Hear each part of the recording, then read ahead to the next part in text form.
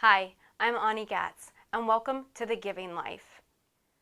We hear a lot about charity in our world, whether it's generous donors, struggling nonprofits, the tragic nonprofit service recipient, or the joyful success story.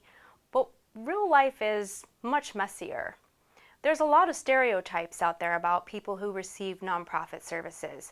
Maybe they're lazy, maybe they don't work, maybe they had some huge tragedy occur that wouldn't really happen to most people. But the truth is, most people receiving nonprofit services are a lot like you and me. They're our neighbors, they're our fellow community members, and the number of people in our communities receiving nonprofit services is getting bigger and bigger. The problem of homelessness is only getting larger in the Pacific Northwest and elsewhere around the country.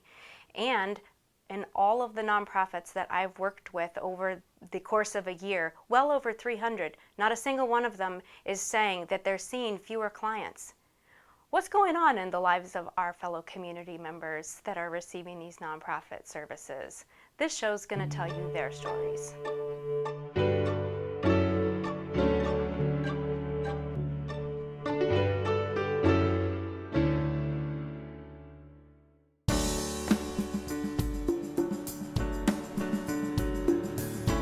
Today I'm going to talk to you about food insecurity. Everybody's got to eat, but meeting this basic human need is a real struggle for many members of our community.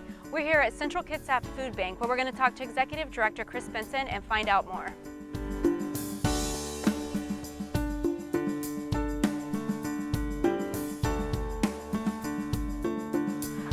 I'm Chris Benson. I'm the director of the Central Kitsap Food Bank. I've been a director for about 4.5 years now. So the average client that comes to the Central Kitsap Food Bank is it's a couple of different types of people. One type is the mid-30s, family of 5. Dad's working a job, and he's barely making enough to have ends meet. And so mom comes to visit the food bank with the 3 kids in tow. And then we also have our grandmother who's living on Social Security, and she's living in a senior housing apartment here in Silverdale, and she barely makes enough with her SSI to just cover the rent. So a food bank is meant to be a short-term emergency food solution, but more times than not, our clients fall into a hole where it ends up being long-term for a variety of reasons. I mean, some of the reasons are the income with the job situation in Kitsap County is not necessarily the greatest. If you can't get onto the shipyard, which is the largest employer in the county, you unfortunately you're left with the next largest is fast food, and you cannot afford any rent in Kitsap County off of fast food. Now, if I wanted to bust any myth that the regular person had about a food bank client is to don't just assume that the people that come to the food bank are those that are on the brink of homelessness, or they are just slackers that don't want to be contributing members of society. They're everyday people that could be in between jobs. They don't make enough currently at this time. Maybe they're going to school, or they're working at fast food jobs so they can get a degree to get a better paying job so they can not have to use food bank services, because we all know that it costs more to eat healthy than it does to eat unhealthy. The Department of Agriculture gives us food bank in the food banking industry guidance on food guidelines and storage and perishability of it. And what the general public does not realize, regardless of how many articles we've seen in Consumer Reports or we see on the 5 o'clock news, is that the use-by dates are marketing tools by the manufacturers to get their products moved through the grocery store. And what they don't understand that, yes, that can of green beans, it says used by April 2018. It doesn't mean if you eat it tomorrow, you're going to get sick. That's okay. I've usually asked, hey Chris, what's the best way for us to donate?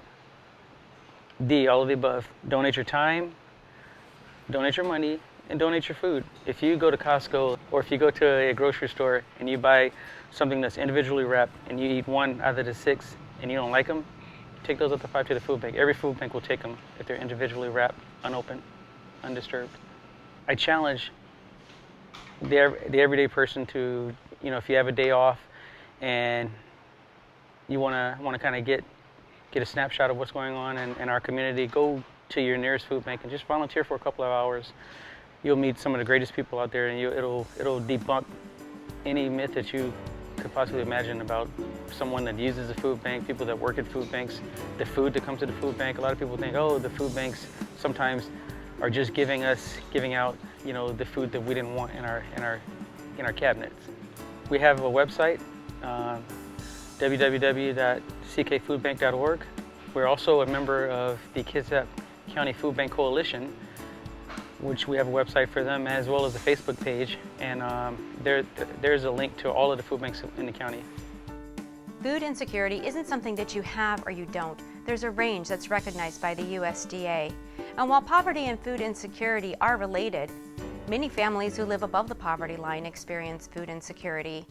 One of the groups we don't often think about that experiences food insecurity is students. And I have here with me Brian Dalton, a student at Bates Technical College and a frequent user of local food banks. Welcome, Brian. So first of all, thank you for agreeing to talk to us today. I know it's hard for a lot of people to come forward and say that they need help or use help, so I appreciate you being brave and coming forward. Tell me about how this started. What happened that led you to use a local food bank? At 19, I was diagnosed with some serious mental health issues, which gave some explanation into why I was having trouble keeping work. I'd spent 4 years working security, and I was having issues with that, mostly anxiety related, but some other stuff as well. And so I went to DVR, and it began a process there, but security doesn't always pay well.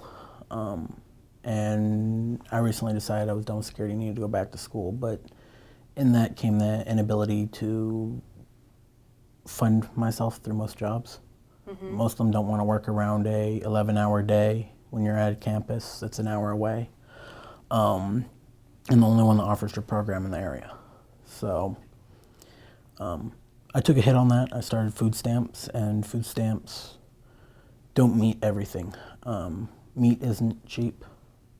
A lot of what food stamps and a lot of people like me on food stamps get is cheap and easy staples. Top ramen, cup of noodles. And after a while, besides those getting bored, you start to suffer the health consequences. What do you see? If you could pick one thing that would solve this issue for you, what would that be? Easier access to foods. Farmer markets provide a high quantity of fresh fruits, but they're not always the cheapest, mm-hmm. especially if they're organically grown. And so easier access to those. And you get easy access to things like top ramen and all those, but getting to the other healthier foods to meet your nutritional needs is a lot harder. When you were growing up, did you ever have to use a food bank, or did your family experience food insecurity? My mom worked 2 jobs to make ends meet. We didn't. We didn't suffer food instability. There were other questions in other areas. Other health issues that I've had since I was 3, of course, were the biggest expenditure in the family, my medical bills. But we didn't suffer food insecurity then. If I'm honest, I was pretty well fed when I was a kid. Do you have friends or fellow students that are in the same position where they are having to go ahead and use a food bank and other community resources to supplement their food? Yes, I have a few that are on food stamps and go to the food bank like me. I have a few others that are working a full-time job and are going to the food bank. They don't necessarily qualify for food stamps to make just enough per month to not do that, but between meeting housing costs and gas and commute, they have to go to the food bank to make ends meet. Well, thank you for talking to me today, and thank you for being willing to go on camera. If possible, could we check back in with you in a few months and see how it's going and if anything's changed? And all right, thank you. Okay, thank you very much. It was nice to meet you. Nice to meet you too.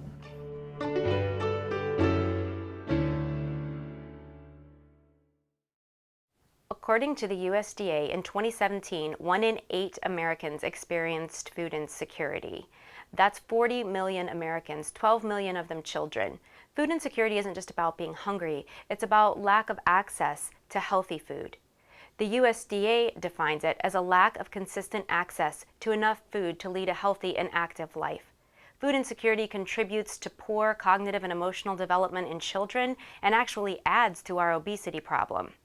Currently, the United States spends more than $50 billion per year on nutritional assistance programs. Yet despite all the dollars and all the programs, the number of people experiencing food insecurity in the United States has hardly budged since we first started measuring it in 1995. Clearly, this is a complex problem that won't be solved in isolation. Those experiencing food insecurity struggle with an array of issues, including affordable housing, low wages, and high healthcare costs. Any long-term solution to solve this problem will have to take those issues into account. Absolutely donate your time, your money, and your food to one of Kitsap's many local food banks. But also ask yourself, what can you do to be a part of a long-term solution for this problem? Find out about local efforts and join in. Educate yourself about local, state, and federal policy on this issue. Get involved, make your voice heard. And don't forget to join us next time on The Giving Life.